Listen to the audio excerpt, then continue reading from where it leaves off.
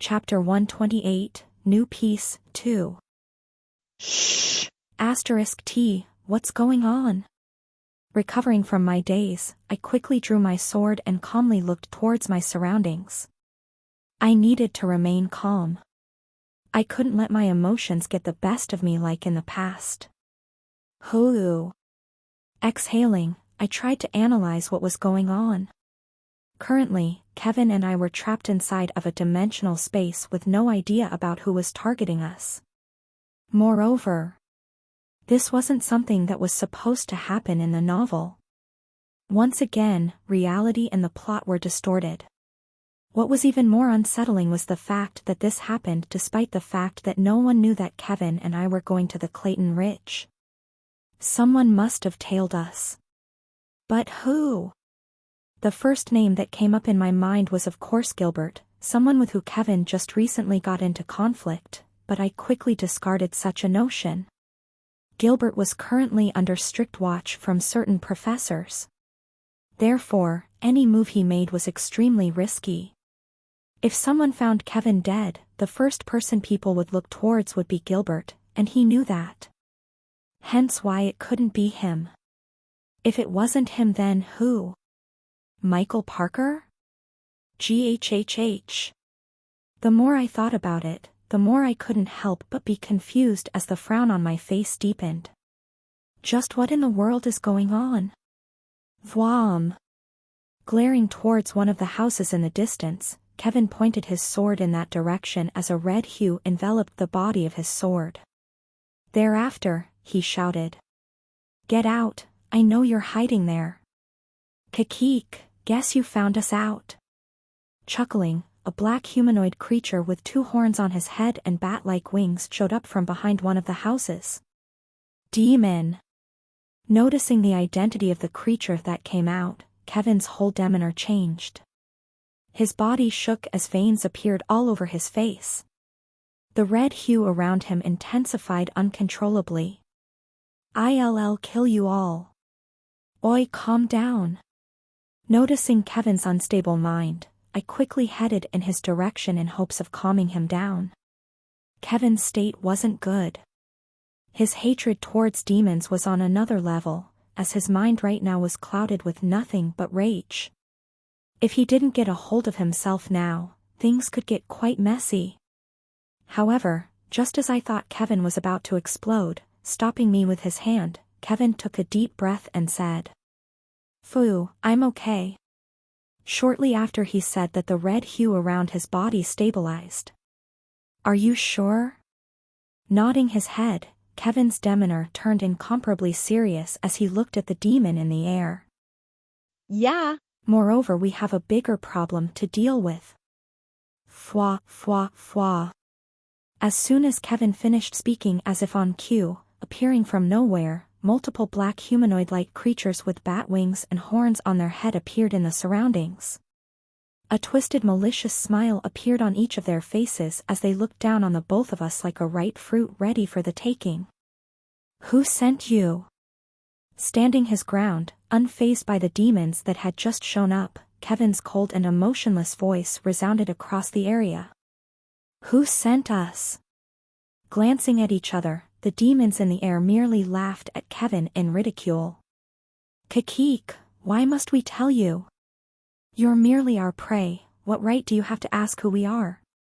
Just stand there quietly and let us feast on you." Nodding his head, Kevin looked at the demons in the air. There were about 15 of them, moreover, from what Kevin could tell from judging the fluctuations they released, most of them seemed to be ranked. "Who, very well." Exhaling deeply, Kevin's grip on the sword strengthened as the red hue around his body shot up like a comet falling in the sky. Thereafter, he fully released his ranked pressure. "Vuwum. I don't know why you're targeting me, but you'll regret coming after me. Especially not after what I've just been through." Feeling Kevin's pressure, the demons didn't even flinch. Chuckling, the foremost demon, the first to have shown up, and the one that seemed to be the leader of the group, slowly caressed his chin as he observed Kevin from above. "Kakeek, Kevin Voss, you're quite popular among us demons, but unfortunately for you, you're not our main target." Frowning, Kevin was taken aback. Thereafter, he turned his head in my direction. Me? Opening my eyes wide, I couldn't help but point at myself. Smiling widely, all of the demons turned their attention towards me. "Kikik, you must be Rindover." Stepping forward, the leader of the demons directly called my name, and as if a thunderclap had descended, my mind instantly entered a state of turmoil. What? What's happening? How did he know who I was? Were they really after me? A million questions emerged in my mind as I couldn't help but look at the demons above me in shock. I don't ever recall provoking demons. No way. Stopping my thoughts there, my mind raced as multiple scenarios replayed in my mind. The further I thought about it, the more I realized my arrogance and complacency. I in fact did interact with demons before. Not once, but twice. Once with Baron of Everblood back in the dungeon, and one more time with the matriarch, when I killed Elijah, though indirectly. Thinking thus far, everything started to click. If it was indeed like I thought it was, then it was either the matriarch or Everblood who was targeting me. Now the real question was, who of the two was targeting me? Licking his lips, the foremost demon, the one that seemed to be the leader of the pack, cruelly smiled as he turned his attention towards Kevin. "Well, although we were originally targeting the kid called Rin, now that we have seen you, Kevin Voss, you may as well stay and play with us, no? Or are you perhaps interested in making a contract with us? If you say the word, we can make one here and right now." Ignoring the leader of the demons, Kevin turned around and looked at me. Holding tightly onto his sword, he said, "Ren, I attack from the front, you cover me from behind." Taken aback for a moment, I proceed to nod my head. "All right." Thwop. "How dare you ignore me?" Noticing the fact that Kevin had ignored him, the leader of the demons flapped his wings. Thereafter, like a bullet, his body shot towards us. Attack. Thwop. Thwop. Thwop.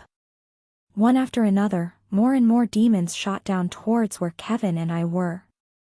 "Watch out!"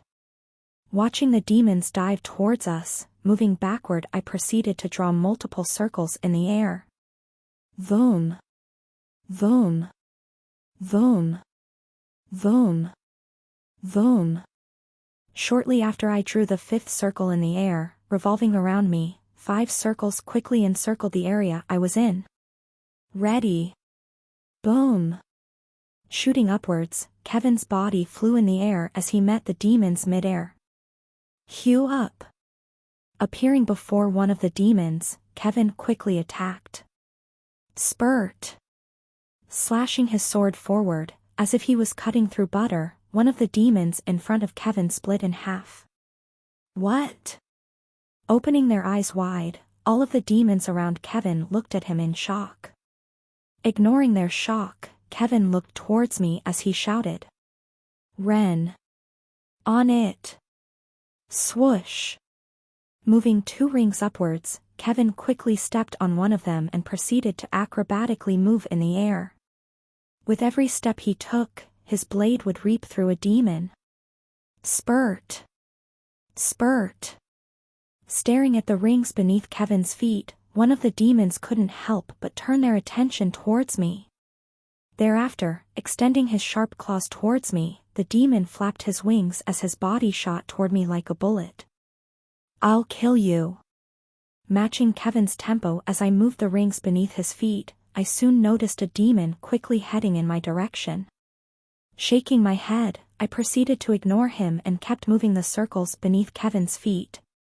You'll pay the price for ignoring me, human. In a matter of seconds, the demon appeared right before me.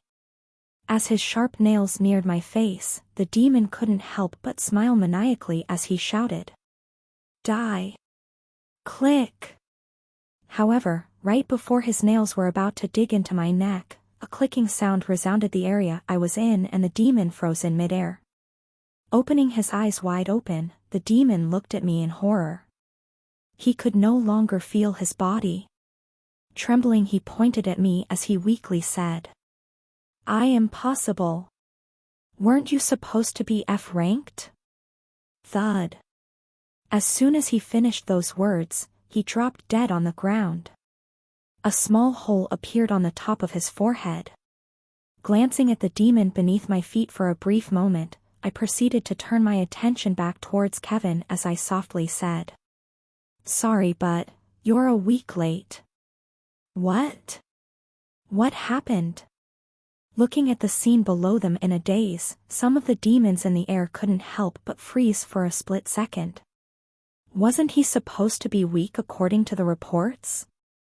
According to the reports they received, the student named Rindover was supposed to be rank at best, yet, staring at the dead horror-stricken demon beneath his feet, the demons in the air couldn't help but lightly shudder. The demons knew that information was flawed. "Are you forgetting about me?" Spurt. Without looking back, a faint smile appeared on Kevin's lips as another demon died by his blade. Although he didn't see what had happened, he didn't need to see what had happened. He already knew what the end result was going to be. If even he didn't know how to deal with that attack, what could some measly lower-ranked demons do? "Let me." Noticing that the situation was becoming unfavorable, the leader of the demons took a step forward, and immediately an enormous pressure started emanating from his body. Vroom. It was almost on equal terms to Kevin's. "Die." Extending his hand towards Kevin, his long sharp nails stabbed in his direction. Clank. Khhhhh. Blocking the attack with his sword, Kevin couldn't help but almost lose his footing. Fortunately, I pushed another ring forward, beneath the unstable foot, and helped Kevin regain his footing. "Thanks." Briefly glancing at me, Kevin nodded his head. "What are you waiting for?" "I'll take on Kevin, you attack him." Noticing the ring, glaring at the other demons before him, the leader of the demons pointed towards me as he shouted, "Quickly kill him. Don't just stand there, do something." Fwop. Fwop. Thereafter, heeding his command, all of the demons apart from the leader dove down in my direction. Seeing the numerous demons heading in my direction, a deep frown emerged on my face. There were about 7 of them, however, as I looked at them, something didn't add up. From the way the demons were behaving, something felt off. Despite their comrades dying by our hands, they seemed way too calm. It was as though they weren't even scared of us to begin with. Almost as if they weren't worried about losing against Kevin and I. As my thought paused there, I quickly glanced towards my surroundings in hopes of finding anything that could help me. Yet, to my disappointment, I found nothing. Just what were they planning? Hoo. Exhaling, I closed my eyes. Too many factors that were well outside within my scope of reason just appeared. Although I was somehow remaining calm, it was not enough. I needed to be calmer. More ruthless. More decisive. More indifferent. Slowly the color within the world disappeared as everything around me rebuilt itself in this three-dimensional space. All sorts of distracting thoughts escaped from my mind as the world around me turned black and white. The emotions on my face disappeared, and everything around me turned into chess pieces. Quietly looking up at the demons above me, I softly mumbled, "Monarch's Indifference." Chapter 129, New Piece, 3. Opening his eyes, Rin calmly stared at the demons coming at him from all directions. As he saw them coming his way, he felt nothing. No fear, no excitement, no anger, absolutely nothing. With an indifferent expression, Rin slightly moved his neck sideways as the hand of a demon brushed past his cheek. Shua. Thereafter, aiming towards the solar plexus, Rin turned his body 45 degrees as he elbowed the demon. Bam! As soon as Ren's elbow connected with the demon, a shockwave swept the surroundings as the other demons that were similarly headed in Ren's direction halted for a split second. Ka-ha! Falling to the ground, the demon hit by the elbow spit out blood as he held onto his chest area. He was in complete agony. Staring at the demon beneath his feet, Ren slowly said, "Let me end the pain for you." Click! Thud. Without looking at the demon, Ren placed his hand onto the grip of his sword. Shortly after, a subtle clicking sound resounded across the area as the demon's head flew in the air. All of this happened in a matter of seconds. Shaw! Shaw! A split second after Ren decapitated the demon, moving backward, Ren narrowingly avoided the hands of two demons as a strand of his hair flew in the air. Dash! Tensing his calves, Ren quickly shot backward and distanced himself from the other demons. As he moved back, a green hue enveloped the bottom of his feet as his movement increased with every step. Get him! Die, you vermin! Staring at the 6 demons that were quickly approaching him, Ren's face remained calm and indifferent. Rather than focusing on their attacks, his attention was drawn towards their face. And he soon noticed one thing. How completely unfazed they were by the fact that their fellow comrades died before them. There was no shred of fear or hesitation in their eyes. Almost as if they didn't care about dying. Noticing this, Ren glanced in Kevin's direction. He was currently back on the ground fighting against the demon leader. Currently, both Kevin and the demon were in a stalemate. However, upon closer look, Ren could see that Kevin held a bit of an advantage. Despite the fact that neither of them budged from where they stood, Ren could tell by looking at the fine detail of their fight that Kevin was holding back whilst the demon leader was going all out. Moreover, he was also starting to show signs of exhaustion. Thus, without hesitation, as Ren moved backward, unsheathing his sword, Ren drew 2 circles in the air. Swoosh! Thereafter, whilst still keeping an eye on the demons diving in his direction, quickly pointing towards Kevin, one of the circles flew in his direction. Right after doing that, stomping his foot on the ground, Ren forcefully changed direction as his body shot towards where Kevin was. His speed didn't decrease. No, rather, it increased. No, you don't. Noticing that he could no longer catch up with Ren, who was speeding up by the second, a white glow enveloped one of the demon's hands. Glaring at Ren, he quickly slashed in his direction. Thuum! Subsequently, as the demon slashed, a blue translucent image of a claw quickly headed in Ren's direction. Swoosh! Briefly glancing at the translucent claw headed in his direction, without hesitation, Ren pointed towards them as his other ring directly moved forward and blocked the demon's attack. Bam! Crash! As the claw clashed against the ring, for a couple of seconds neither refused to budge. However, shortly after, the glow around the ring diminished. Not even a couple of seconds after, the ring broke into millions of pieces as the translucent claw image moved forward. However, that was enough. Ren didn't need the ring to completely block the demon's attack. All he wanted was to delay the attack. Enough for him to reach Kevin. With his ever-increasing speed, Ren left after images of himself.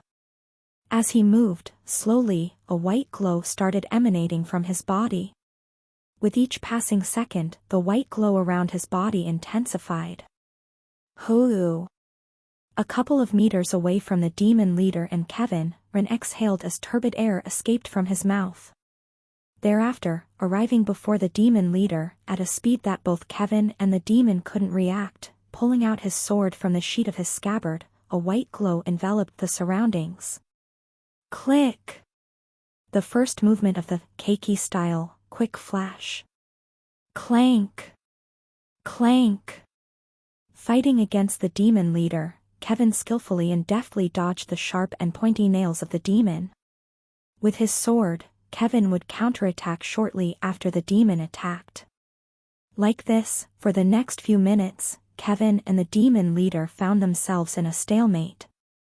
One would attack and one would defend. This pattern continuously alternated between the two, however this did not last for long. Just as the demon leader was about to once again attack Kevin, appearing from out of nowhere, a translucent yellow ring appeared right when the demon was about to attack. Right at the moment the demon leader was about to lift his hand, and thus completely disrupting his momentum. Swoosh! Clank! Though the ring broke as quickly as it came, it still slowed down the attack by a split second. But that was enough for Kevin. Taking advantage of the opening that was given to him thanks to Ren's ring, Kevin strengthened the grip of his sword and a red hue enveloped his body. Thereafter, Kevin slashed at full force. Hue up. Slash. Clank.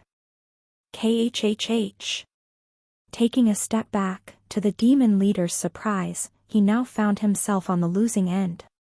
Noticing this, glancing away, he couldn't help but curse as he looked towards the 6 demons in the distance. What are you doing? Kill him. Enraged by the disruption, he couldn't help but shout at them. Turning your head away from me mid-fight? Foolish. Appearing before the demon leader, Kevin hacked towards his body. Clank. Clank. Thus, for the next minute or so, Kevin and the demon leader fought, with Kevin holding the advantage this time. With each passing second, Kevin's sword became heavier and faster. The demon leader was starting to struggle. Beads of sweat started dripping from the side of his face, as movements started becoming sloppier by the second. Clank! On multiple occasions the demon leader tried to distance himself from Kevin, however, as if he was an octopus, Kevin continuously stuck onto him, leaving him no space to breathe. Hup! Once again, Kevin slashed. Kaha! Ah! As Kevin's sword connected with the demon's sharp nails, to the demon leader's horror, one of his nails cracked. Noticing this, Kevin once again increased the speed of his attacks. Slash. Slash. Clank. Clank. Like this, Kevin's advantage became even more apparent. As Kevin attacked, he couldn't help but notice one thing. Even though Kevin knew that he was currently suppressing the demon leader, he couldn't see this fight ending anytime sooner. If things went on like this, Kevin felt that the fight would end in at least 20 more minutes. That was far too long for him. During those 20 minutes, many things could happen. Although he had faith in Ren killing all those demons, from his experience, Kevin felt that he needed to end this quickly. Thinking thus far, Kevin fell into deep thought as he couldn't help but think to himself. Should I end this with overdrive? If he used overdrive he could end this fight in an instant, but there was a major flaw with that skill. Right after he activated that skill, depending on how long he used it for, Kevin would find himself unable to move for the next 5 minutes. If he couldn't kill the demon leader during the time his overdrive was on, Kevin would be doomed. This was a really risky decision. Should I or should I not? Staring at the demon leader who was struggling under his barrage of attacks, Kevin grit his teeth and decided to go all in. He couldn't afford to fight for that long.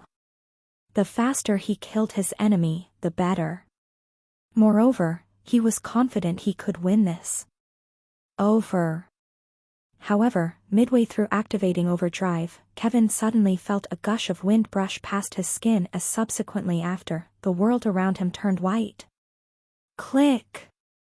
As Kevin's vision was impaired due to the world turning white, his ears managed to pick up a subtle metallic clicking sound. Spurt! Huh? Thereafter, a second after Kevin heard the clicking sound, Kevin felt his sword stab something. The tip of his sword soon became heavier.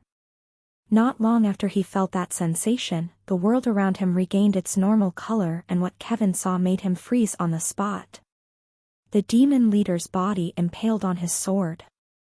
However, that was not the reason he was shocked. No. Staring at the lifeless corpse of the demon leader impaled on his sword, Kevin's sight was directed towards the top of his forehead where a small yet deep hole appeared. What? Turning his head to the right, he once again froze on the spot. 10 meters away from him, with his back turned on him and his hand on the grip of his sword, Ren's figure appeared. Hoo! Exhaling turbid air from his mouth, Ren slowly turned his head and indifferently glanced at Kevin. Take care of the other demons. What? Snapping out of his daze, turning his head around, Kevin soon spotted 6 demons frantically rushing in his direction. Thud. Quickly removing his sword from the demon leader's body, Kevin took a stance as a loud thud resounded beneath his feet. Staring at Ren's indifferent figure, Kevin couldn't help but recall the time back in Hallberg. Those eyes. Those were the same eyes that he had back when he held Jean by the throat. The eyes of total indifference and disregard. Staring at Ren, Kevin couldn't help but think. Was this the real him? However, snapping himself out of his thoughts, Kevin looked at Ren and shouted. Ren, tell me what's going on, and what in the world happened? Ignoring Kevin, taking out a red book, Ren opened the book and slowly read the contents. Flip. Flip. As he read the book, his eyes moved left and right as he quickly flipped through the pages. As he read, no emotion appeared on his face. However, pausing on a certain page, a slight frown appeared on Ren's face. Plaque. Closing down the book, emotionlessly looking at Kevin who was about to engage against the 6 demons, Ren opened his mouth and said. Stay here and deal with the rest, I have something to do. Quickly turning his head towards Ren, Kevin couldn't help but look at him as he shouted. What? Something to do? What khhh? Stopping mid-sentence, Kevin found the demons assaulting him from all sides. Seeing this, Ren slowly walked away. Hey, tell me. I'll be back shortly. Chapter 130, New Piece, 4. Slash. Spurt. Huff, huff, huff. Breathing heavily, with his sword imbued on one of the demons that was stacked on top of 5 other demons, Kevin glanced at his surroundings. Craters and deep marks appeared on the cobblestone streets of Roa. Everything was destroyed. Though the demons Kevin was fighting were a lot weaker compared to the demon leader, because they were many, he had no choice but to move around a lot. Because he didn't have any skill that allowed him to fight multiple opponents at once, Kevin had no other choice but to kill them one at a time. Hence why he was currently tired. Wiping the sweat that had accumulated on his forehead, Kevin looked up and searched for Ren's figure. After directly leaving him behind to fend off against the remaining demons, Ren just disappeared from his view. He had no idea why. Frowning as he looked for him in the distance, Kevin couldn't help but mumble out loud. Just where did he go? However, just as he was about to directly look for him, snapping his head to the right, Kevin sensed something in the distance. In the opposite direction of where Ren left. Squinting his eyes, Kevin managed to spot something approaching his location from the distance. At a closer inspection, it was a grown woman in red. The woman's body was slender and fair and her gaze was calm and stoic. Slowly, she made her way towards Kevin. When Kevin's gaze met her own, an indescribable feeling of numbness spread across his scalp. Thereafter he soon noticed 2 horns protruding from the top of her head, causing Kevin's heart to sink. Demon. Although the former did not give off a terrifying aura, a pressuring feeling had emerged across the surroundings, causing the entire streets of Roa to become deathly silent. This time Kevin knew he was in trouble. Tap. Tap. Slowly, stopping a fair bit of distance from Kevin, the woman looked towards her surroundings. Her indifferent face briefly glanced at the demons on the floor. However, it was only for a brief moment, as they soon paused on a particular demon in the distance. Looking at a particular demon with a small hole on his forehead, the woman softly said with a trace of pity in her voice, "So he died too." Thereafter, frowning slightly, the matriarch looked towards Kevin. Staring at him for what felt an eternity, the matriarch slowly spoke. "You must be Kevin Voss."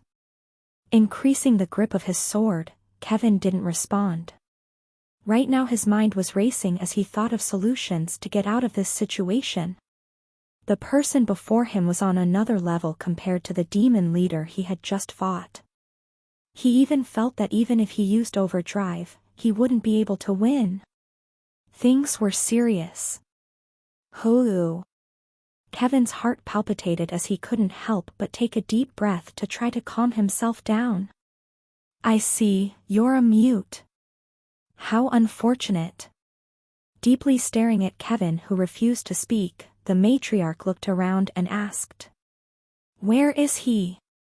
Frowning, Kevin slowly said, "Who?"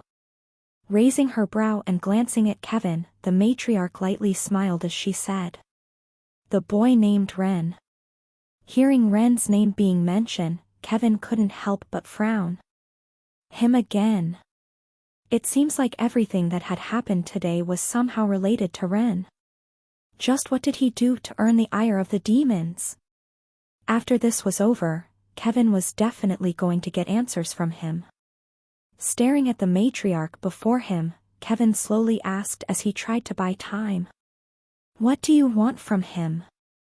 Still looking around for any sign of Ren, the matriarch slowly said, "I'm here to finish business."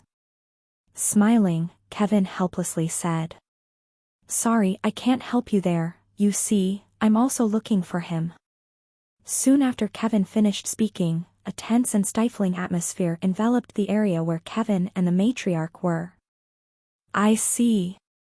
Fwam. Nodding her head, the matriarch's figure disappeared and reappeared right before Kevin. Then die. Bang. Thereafter, opening the palm of her hand, she gently moved her palm in his direction. With barely enough time for Kevin to react, crossing his arms, Kevin felt a gentle yet overbearing force pushing his body away. Kaha. Taking 10 steps back, Kevin felt his arms become numb as the air was knocked out of his lungs. Taking a couple of seconds to recover, staring at the matriarch in shock, the frown on his face deepened. Not bad. Staring at Kevin, and noticing that he was still all right after her attack, Angelica started to understand why a lot of the higher-ups were paying close attention to him. He was definitely a talent to drool over. However, right now she didn't care about that. She only had one goal at the moment: kill the one that ruined her life. Again. Once again, the matriarch's figure disappeared as she once again attacked Kevin. As she attacked, although she was considerably weakened by the series of events that had happened to her, with a bit of effort, Angelica was able to overwhelm Kevin. Bang! Bang! In the span of a couple of minutes, Kevin was pushed back more than 50 meters as the matriarch kept attacking him. Kevin barely had any breathing space as her attacks were fast and relentless. Damn it! Cursing out loud, Kevin tried his best to get out of the situation. However, no matter what he tried, she would reappear right before him and attack him once again. Moreover, Kevin felt that the reason why she was able to overwhelm him was mostly due to the fact that he was tired. If he wasn't tired, Kevin knew that he would have been able to fight back. However, that was only wishful thinking on Kevin's end. There were no what-ifs in the world, and thus he could only fight against her in his current condition. In fact, the matriarch was also not in optimal condition. If the matriarch wasn't injured, Kevin would have long died by her first strike. Right now, he should have been rejoicing at the fact that he was still alive. KHHH. Sliding backward, Kevin couldn't feel his arms anymore. It felt as if a truck had rammed onto them, causing him to lose the sensation of both of his arms. Quickly glancing around and seeing no one, Kevin couldn't help but curse inwardly. Damn it, Ren, where are you? He could barely hold on. If Ren didn't come in 10 minutes, Kevin felt that he could very well be dying soon. Fua. Moving backward, Kevin managed to narrowly avoid the matriarch's palm. Thereafter, glancing at her, Kevin grit his teeth. Overdrive. He had no choice. He couldn't afford to hold back. He had to go all out in the beginning. He needed to buy enough time for Ren to come back. If there was one person who could help him, it was him. As long as he was here. Feeling every fiber of his muscles suddenly fill with tremendous energy, Kevin glared at the matriarch as he retaliated. Bam! Ha! Dash! Just as the matriarch's plan was about to hit Kevin one more time, to her surprise, she suddenly felt a tremendous force hit her palm, causing her to flinch slightly. Thereafter, she took one step back. Looking upwards towards Kevin in shock, it took a couple of seconds for her to realize what had finally happened. You. Opening her eyes wide, the matriarch glared at Kevin as her demeanor turned serious. Die. Thereafter, a red hue enveloped her body as she subsequently pushed her palm towards Kevin. This time, she exerted all of her force into the palm. She was planning on ending this in one move. Hue up. Staring at the matriarch's palm that was headed in his direction, a similar red hue enveloped Kevin's body. Thereafter, using his sword, Kevin hacked with every single bit of his energy. He knew he couldn't hold back. He could tell that the matriarch before him was planning on ending things quickly by using her strongest move early. Thus, without holding back, Kevin put everything he had in this one strike. His muscles bulged dramatically as the veins on his body became even more prominent. Goo-wah! Screaming out loud, he slashed forward as an overbearing sword energy shot out from the tip of his sword. Bomb! As the palm and sword connected, a huge shockwave swept the surroundings as the houses in the distance crumbled. The windows shattered and dust and debris flew everywhere. Shortly after, as the dust and debris disappeared, two figures could be seen standing a couple of meters from each other. Silence swept the surroundings as a tense atmosphere enveloped the area. Thud. After a short silence, one of the figures knelt down on one knee. KHHH, damn it. Glaring at the matriarch that still stood a couple of meters away from him, Kevin cursed out loud. Subsequently after, as if a jolt of electricity coursed through his body, blue veins wiggled all over his body as his muscles started spasming. KHHHHH. Gritting his teeth and trying his best to endure the pain, Kevin couldn't help curse at his own weakness. He was still too weak. Even though he had just acquired a 5-star sword manual, because he had only just learned it, he could barely exert any power from it. If only he could use it. Damn it! Staring at the matriarch who was still standing, Kevin couldn't help but try his best to stand up. He wasn't going to die today. Not to a demon. He will not die. Staring at Kevin's rising figure, the matriarch couldn't help but be shocked by his power and determination. Although it looked as if she had come out on top, in reality, she still suffered a few internal injuries from the clash. But, they weren't as serious as Kevin's, who seemed to be on his last leg. Thus, indifferently glancing at Kevin, the matriarch prepared to attack one more time. I appreciate your determination, but this is the end for Dash. However, just as the matriarch was about to finish speaking, the soft sound of footsteps echoed in the distance. Tap, tap. Slowly walking forward, Ren's indifferent face appeared in the distance. Snapping her head towards where the sound of the footsteps reverberated, the matriarch's eyes shot wide open as she venomously spat. It's you! The image of the youth that was walking in her direction directly overlapped with the photo that was given to her. Unbothered by the matriarch, Ren stared at Kevin, who was weakly standing in the distance.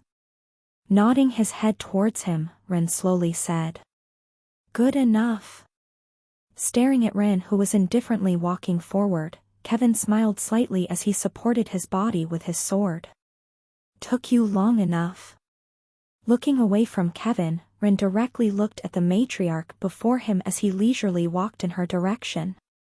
As he did so, from the corner of his eyes, he slowly calculated each and every step he took. The pieces have been set, it was time to end this. Chapter 131, New Piece, 5. Tap. Ren's footsteps halted as he stood 10 meters away from the matriarch. He indifferently gazed at her, who coldly stared back at him. A stifling atmosphere prevailed in the surroundings. Breaking the silence, the matriarch spoke. "So you're him. The youth from the picture." Staring at Ren standing on the opposite side of her, the matriarch frowned. According to the report she got, her target was only an unranked kid. Someone that was far beneath her notice. In fact, she didn't believe that it was him that killed Elijah. How could an unranked kill a rank? That was impossible. But even if he didn't kill Elijah, he at least must know something. After all, what would Everblood gain from giving her such information? The only reason why she didn't attack Ren already was because of her wariness towards Kevin, who was slowly recovering. Moreover, she wanted answers. Staring at Ren, the matriarch coldly said, "Tell me, are you responsible for killing Elijah?" Staring at the matriarch before him, Ren didn't respond. He just stood there looking at her with no emotions. "Answer me." Seeing Ren being unresponsive, the matriarch screamed in anger as a red hue expanded out of her body, creating a gust of wind that swept everything near her away. Even so, Ren stood rooted where he was, completely unfazed by the matriarch's outburst. Seeing that Ren remained unfazed despite her show of might, the matriarch venomously spat. "If you refuse to speak, then I'll make you speak. Ren, watch out." Noticing that the matriarch was about to move, Kevin couldn't help shout as he tried to warn Ren about the incoming danger. Having gone against her before, Kevin knew how fast and powerful she was. She was on another level compared to the people he had fought before. Although he didn't believe Ren was any weaker than him, if caught off guard, the situation could get serious. Moreover, even if she was injured, he didn't see any possibility of Ren being able to beat her. "Answer me." Appearing right before Ren, the matriarch extended her hand forward and reached for his neck. Ren. However, contrary to Kevin's expectations, Ren didn't show any apprehension towards the matriarch and merely raised his left hand in the air. Thereafter, with his right hand on the grip of his sword, Ren snapped his fingers. Snap. KHHH. Just as the matriarch's hand was about to reach for his neck, her hand suddenly froze. In fact, not just her hand froze, but her whole body. The first movement of the Keiki-style, quick flash. Thereafter, the world around the matriarch turned white as the last thing she heard was a subtle clicking sensation before she felt something pierce the scalp of her head. Click. Soon silence prevailed in the surroundings. What happened? Just as Kevin saw the matriarch's hand reaching for his neck, opening his eyes wide, similarly to before when he was fighting the demon leader, the world around him turned white. Thud. Thereafter, as the world regained its color, what Kevin saw next made his blood freeze. With a large gaping hole on her forehead, the matriarch's body slowly fell onto the pavement as a large thud resounded across the place. The look on her face was that of utter shock. Staring at Ren, who remained indifferent, Kevin couldn't help but point towards him as his voice shook. How? Turning his head around and glancing at Kevin, Ren didn't answer. Pointing towards the distance, he slowly said. Kevin, go and break the dimensional space. Trying to say something, Kevin pointed towards the matriarch. "Bu." Stopping Kevin mid-sentence, Ren's indifferent voice rang out again. "Take care of it, I'll deal with her." After a couple of seconds, calming himself down, Kevin nodded his head. Since the fight against the demons started, Ren had become a completely different person. He seemed completely emotionless, almost as if anything in his eyes didn't matter. A stark difference compared to the Ren he had gotten to know these past few days, just what happened during that short period of time since the fight started. Sigh. In the end, an extended sigh escaped from Kevin's mouth. Although he had many things to ask, he knew that any type of conversation at the moment was useless. Talking to him now would be equivalent to talking to a wall. Pointless. All right.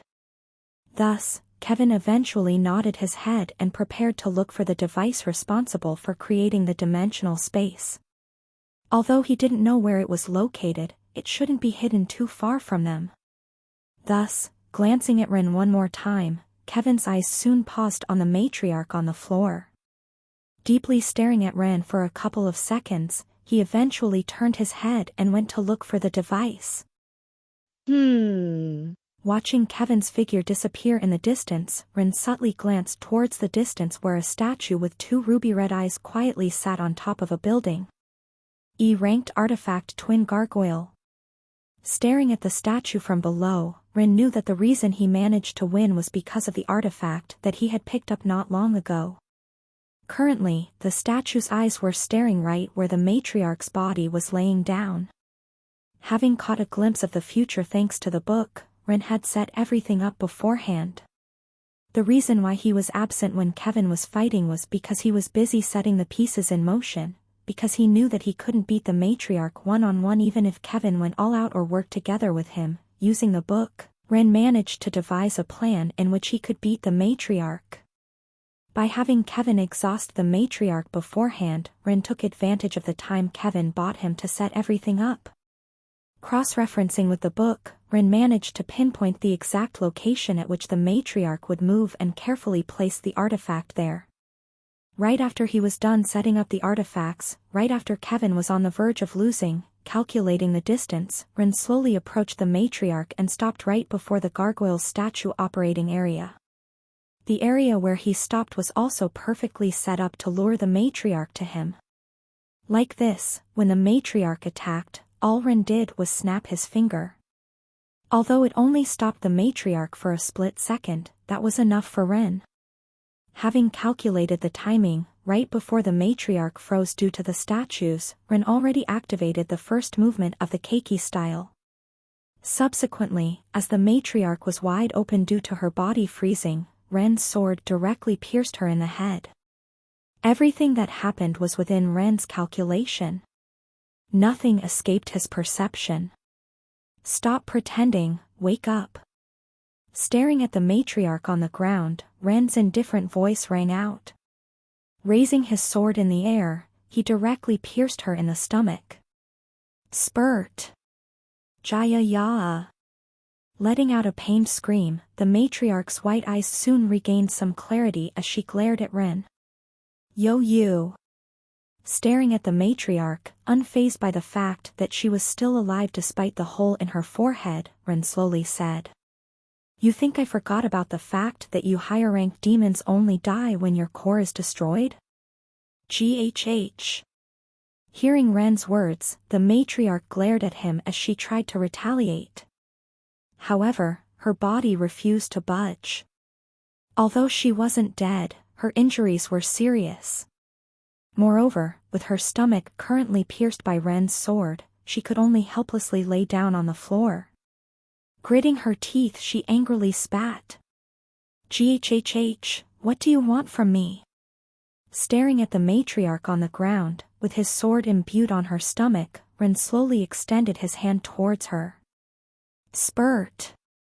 Thereafter, reaching out with his hand, to the matriarch's horror, his hand pierced her right where her heart was. Kaha. Screaming at the top of her lungs, the matriarch's eyes turned scarlet red as she looked at Ren's indifferent figure with absolute hatred. Yo you! Unbothered by this, taking his hand out from the matriarch's body, a red orb-like object appeared in Ren's hand.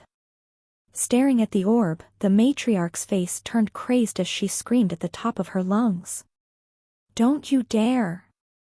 Glancing at the matriarch whose body was flaying manically, observing the orb in his hand, Ren slowly said.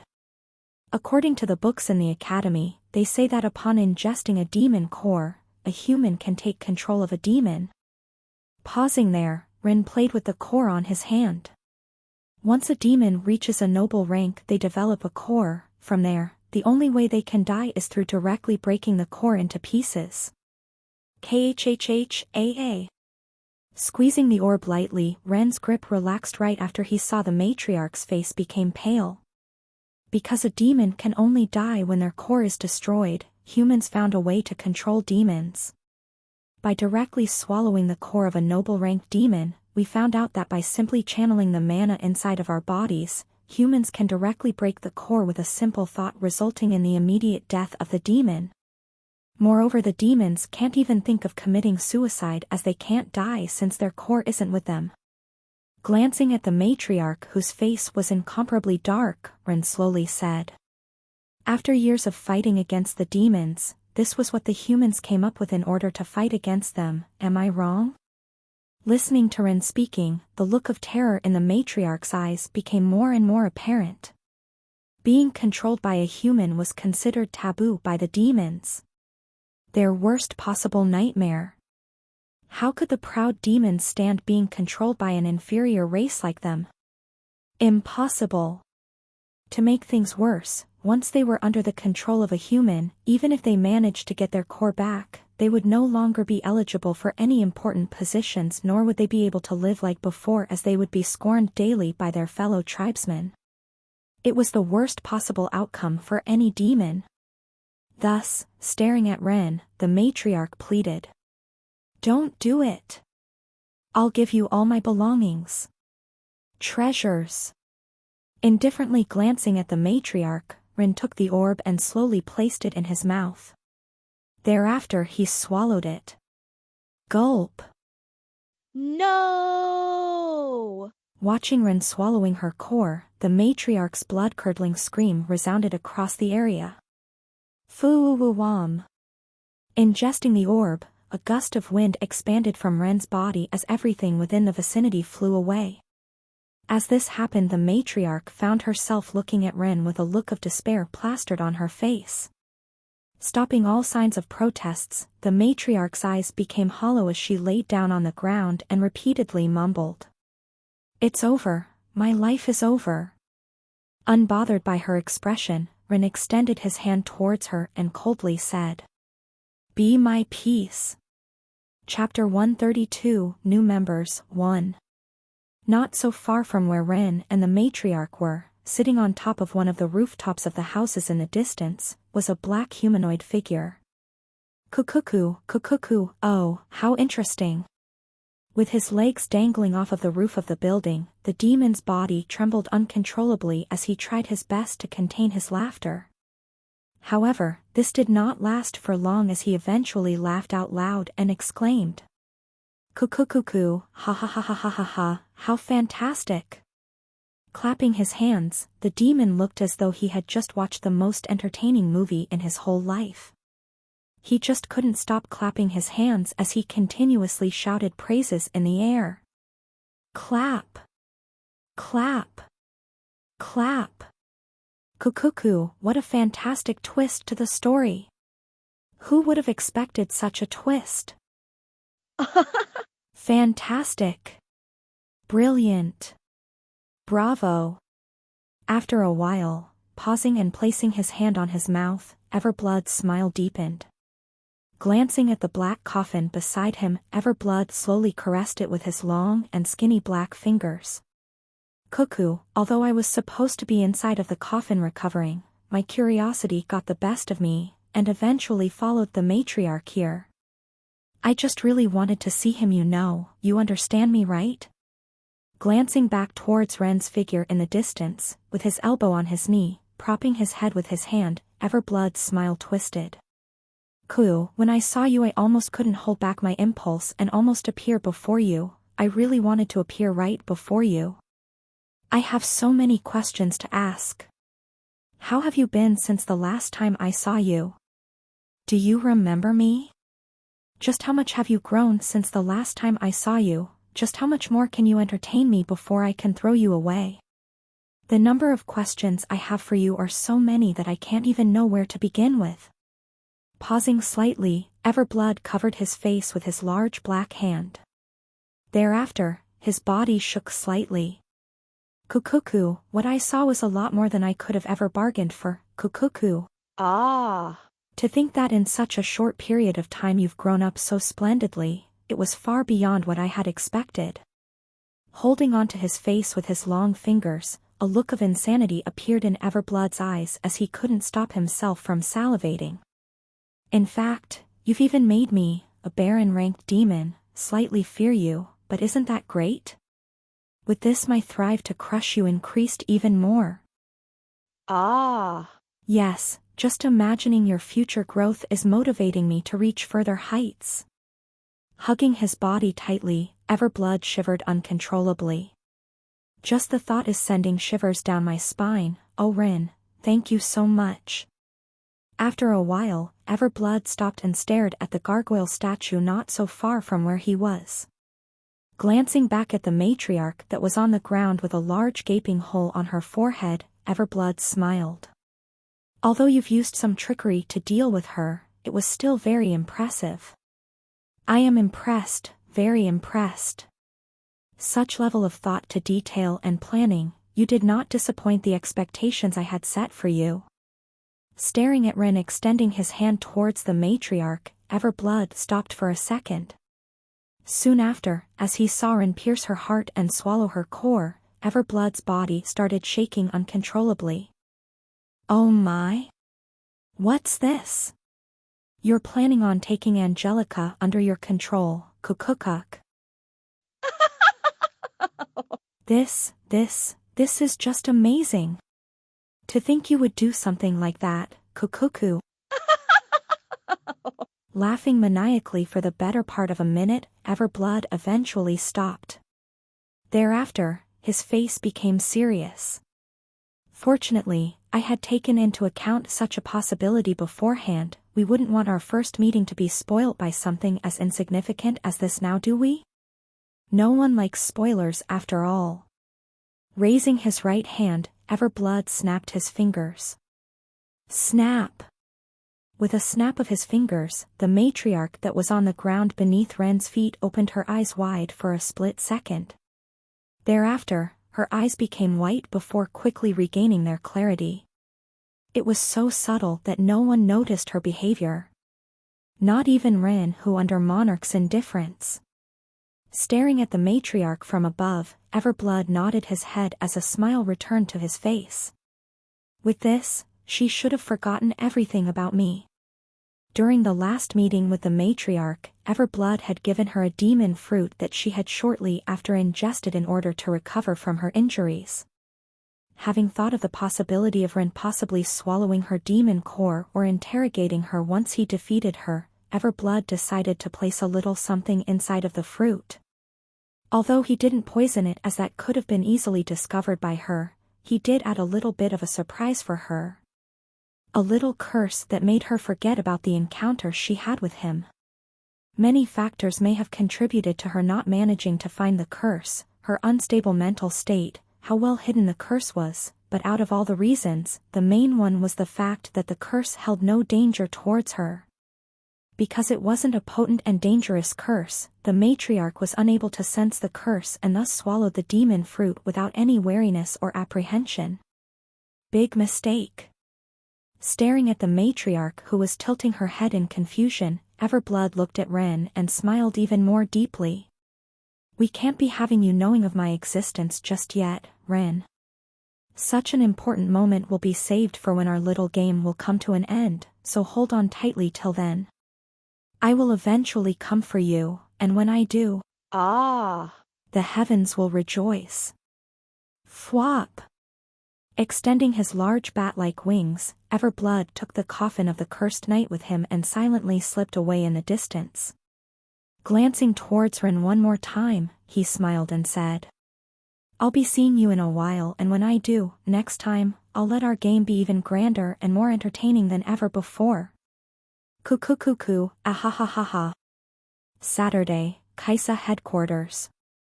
Sitting on my desk with my hands interlocked together, I seriously looked at Small Snake, who had his arms crossed and was glaring at me from above. "Ren, care to explain what's going on?" Hearing Small Snake's flabbergasted and angry voice from the side, my mouth twitched. "Explain what?" Raising his brow, Small Snake retorted. "Do I even need to point out what is wrong with the situation?" Guess not. A week has passed since the incident in Roa, and it was already Saturday. Thus, taking the weekend off, I decided to head back to the headquarters of my mercenary group to meet Leopold, whom Small Snake had just recruited. During the week I spent at the academy, nothing much happened apart from me regularly attending classes. The only notable change was Kevin, who seemed to be training even harder than before.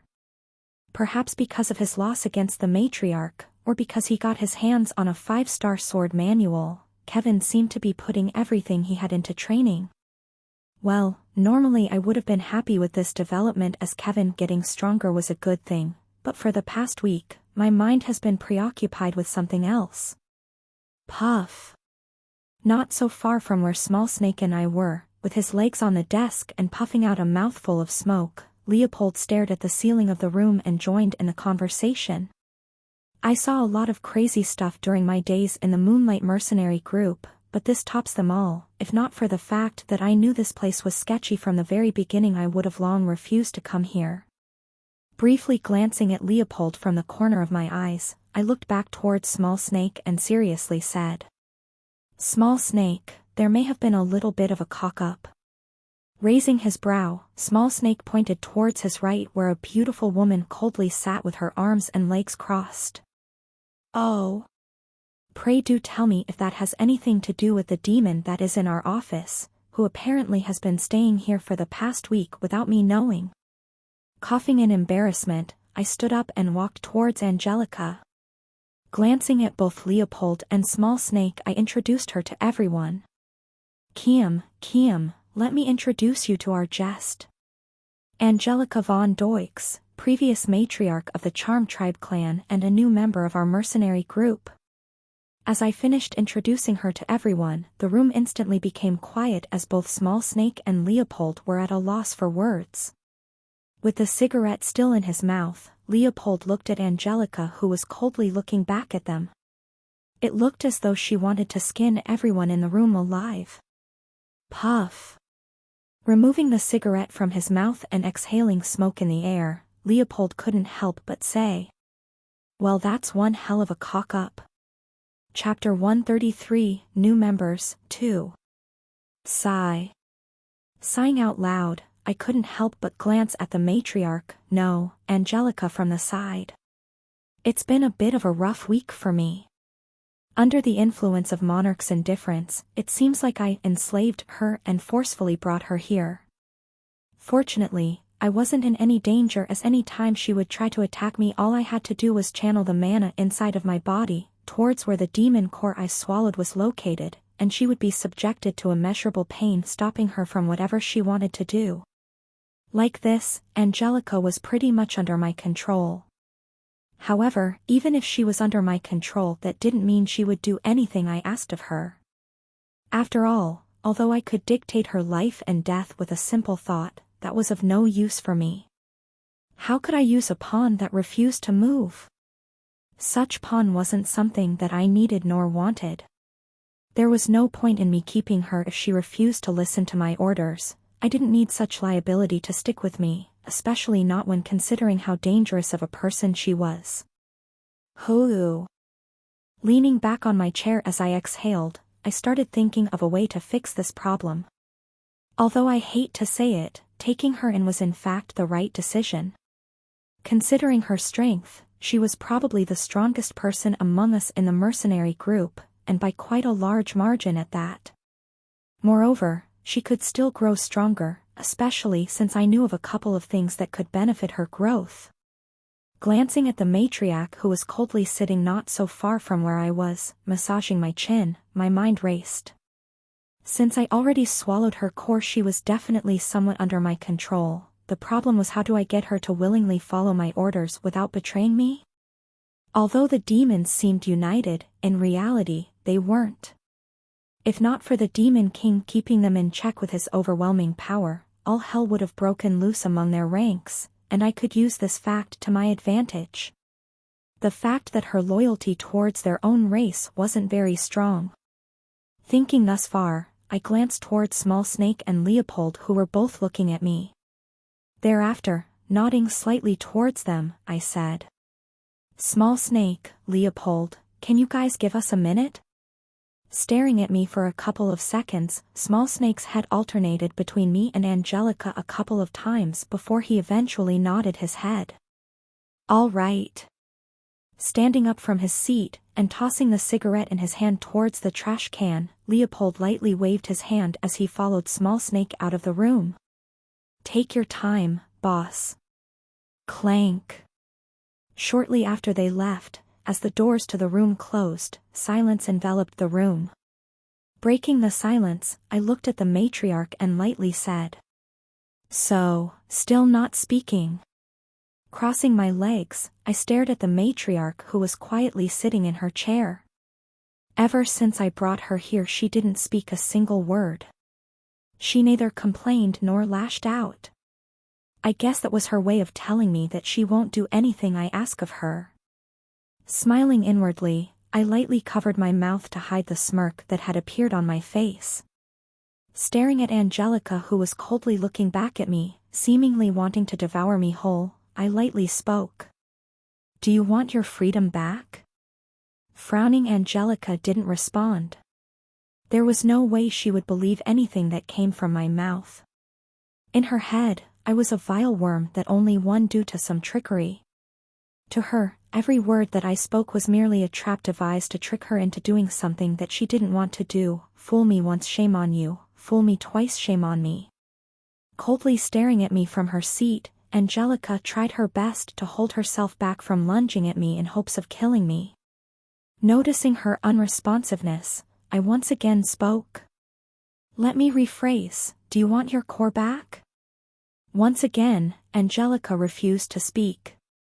Unbothered by this, as I lazily leaned on my chair, I continued speaking, knowing that I had gotten her attention.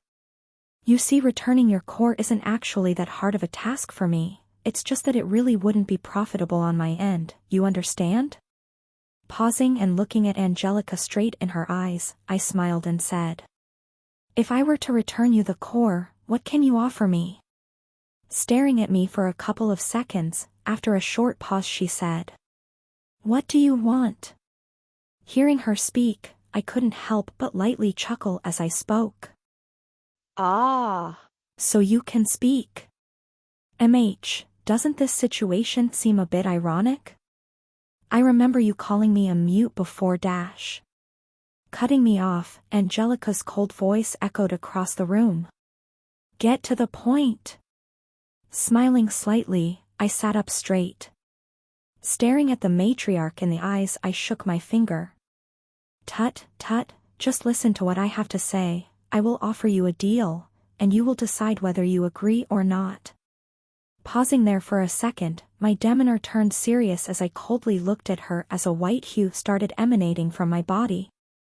"Don't think that just because I'm keeping you alive means that I won't kill you in the future. After all, what use does a chess piece that doesn't function have for me?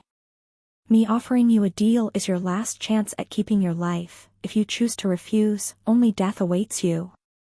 Seriously staring at Angelica for a couple of seconds, after a while, I smiled and my usual lazy and cheerful demeanor came back. Clapping my hand, I lightly said, "All right, now that the serious stuff has been said, tell me. What are you willing to offer me in exchange for your core?" Without hesitation, as soon as I finished speaking, Angelica said, money, information, wom dash. Extending my hand forward, I stopped her as I shook my head. Sorry, I was lying when I said that. I already know what I want. Seriously looking at me, Angelica's ears perked as she leaned slightly forward to hear. What do you want? Smiling slightly, I pointed towards her and teased. You. Opening her eyes wide, Angelica stood up and glared at me. You filthy bastard. Wow, calm down, I was just joking, relax. Raising my hands up, I lightly laughed after seeing her reaction. If not for the fact that a white hue was revolving around my body, she would have already assaulted me. Fiercely glaring at me, Angelica snorted. Humph, if you say one more joke like that, even if I die, I'll make sure to bring you down with me. Raising my brow, I shook my head. Thereafter, raising my left hand, I opened my palm and calmly said. 5. Calming down, Angelica raised her brow as she tilted her head to the side in confusion. 5 what? Briefly glancing at the palm of my hand, I looked towards Angelica in the eyes and said. 5 years. I want you to work for me for 5 years. I've thought this through. For the past week, I spent a lot of time thinking about how to solve the issue revolving around Angelica. 5 years. That's how long I was planning on keeping her. For the next 5 years, she will work for me as a member of the mercenary group. Of course, that wasn't the true end goal. The hope was that in those 5 years that she stayed with us, she would become loyal towards us. If I showed her enough benefits, I was sure that such task was possible. Moreover, even if in those 5 years she eventually left, she wouldn't be able to go back to the demons. With her core having been taken from her once, getting her old position back was no longer a feasible option. If she were to come back, the highest position she would get would be that of an elder one, and for someone who had already tasted the power that came from being a leader, I knew very well that it wasn't something she was willing to accept. Especially not if the leader was someone she used to boss around. Her pride wouldn't allow it. Noticing Angelica fall into deep thought, I patiently sat back and waited for her to give me a response. After a while, looking at me, Angelica softly said. Mana contract. Leaning forward, I couldn't quite grasp what she said as her voice was too soft for me to hear. Noticing that I didn't understand, speaking louder, Angelica said. I said I will only do this if we sign a mana contract. Pausing slightly, glancing at Angelica in front of me for a second, a large smile appeared on my face as I said. But of course. It was originally something that I was planning on proposing to her. However, it seems like she beat me to it. A mana contract. A contract that ties two people with the power of mana. Upon setting the terms and signing it, the two people under the contract must fulfill the other end of their bargain. If one person fails to complete their end, death awaited them, and a very painful one at that. The mana around their body would become erratic and their body would explode into pieces. It was probably one of the worst possible deaths someone could ever ask for. Though mana contracts were quite expensive, they were worth the cost, as this way I wouldn't need to worry about the other person not holding the other end of their deal. This method was more efficient than just me threatening Angelica, as now she would obediently follow my orders until the contract expired. After all, now that she had a goal to work for, she would definitely comply with my orders as long as they weren't unreasonable. Moreover, I didn't need to worry about her betraying me for as long as the contract ran, as this could be one of the terms I could insert in the contract. Everything was perfect. Nodding my head in satisfaction, and seeing that Angelica too was satisfied with the outcome, I brushed my hair to the side and asked her something that had been on the back of my mind for a while. Now, let's get to the main point. Since you're willing to make a contract with me, it's about time I ask you about some things that I have been meaning to ask from before, no? Blinking twice, Angelica looked at me in the eyes and slowly said. It depends on what you're asking. Hearing her response, a faint smile appeared on my lips. So she still had some loyalty towards the demons, huh? It was understandable, they were her race after all.